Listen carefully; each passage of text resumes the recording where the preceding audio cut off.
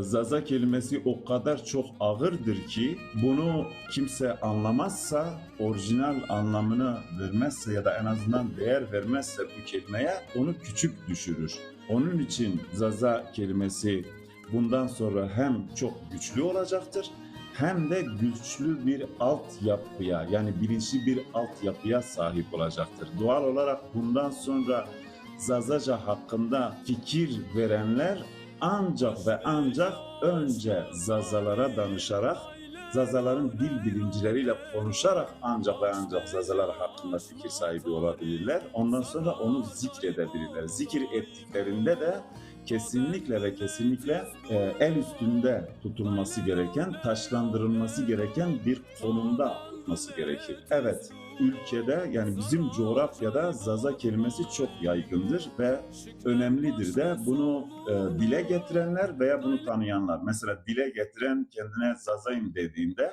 karşıdaki kişi kim olursa olsun, Türk olsun, bir başkası olsun fark etmiyor.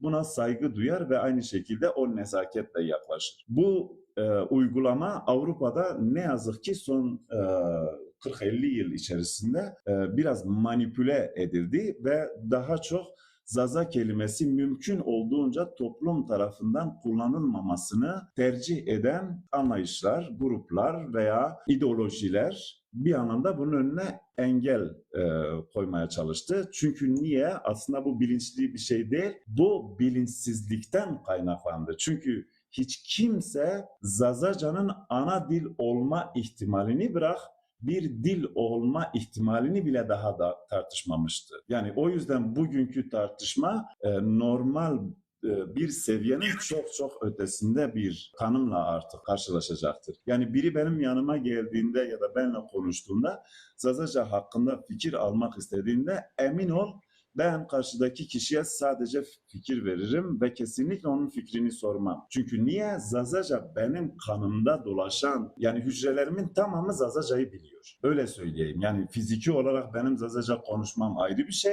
Bedenimin içerisinde bütün bir bedenimin bu Zaza'yla yoğunlaşması, yoğrulması ve var olması benimle birlikte taşıması demektir. Doğal olarak ben ancak ve ancak içimde yaşayan bir güzelliği anlatabilirim eğer anlamışsam. Elbette şunu söylerim. Ben Zazaca'nın ana dil olma statüsünü kazanacağı günü de hayal ediyorum. Bunu da geleceği görmek demek bir anlamda böyle bir şeydir. Yani Zazaca'nın ana dil olma ihtimalini bugüne kadar düşünmeyenler karşılaştıklarında büyük bir şok